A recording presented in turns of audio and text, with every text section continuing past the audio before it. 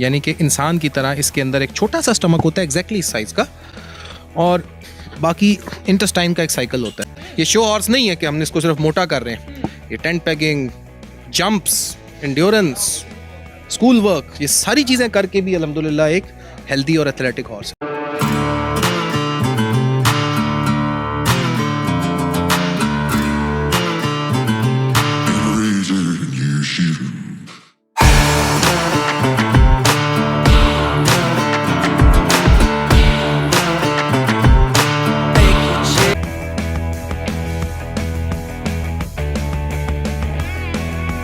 देखिए, हॉर्सेस का जो गट सिस्टम है वो मोनोगैस्ट्रिक सिस्टम बोलते हैं इसको, यानी कि इंसान की तरह इसके अंदर एक छोटा सा स्टमक होता है एग्जैक्टली इस साइज़ का, और बाकी इंटेस्टाइन का एक साइकिल होता है। लिहाजा इसने 23 आवर्स खाना होता है।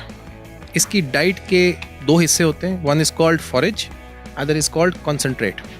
फॉरेज में हम इसको चैफ देते हैं, जिसको जो ओट्स का पौधा होता है उसको कुतर के दे देते हैं, या रोड्स ग्रास और मुख्तलिफ़ किस्म की ग्रासेस होती हैं उसको सुखा के देते हैं, दैट इज़ कॉल्ड हे। साथ विटामिन्स को कवर करने के लिए हमें ग्रीन फॉडर भी देना पड़ता है, जिसको आम ज़ुबान में पट्ठा कह दिया जाता है। उस ग्रीन फॉडर में इसकी जो अच्छी ग़िज़ा है वो लूसन है, alfa grass, and then again Rhodes grass, sorghum grass, many things.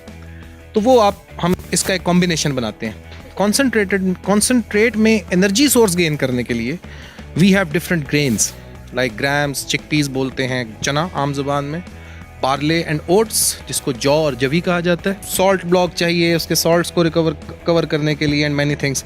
ये एक बहुत इंपॉर्टेंट पॉइंट है जो मैं आपको देने लगा हूँ। किसी भी घोड़े ने अपने बॉडी पार्ट जितना बॉडी वेट है उसका 2% ड्राई मैटर लेना होता है।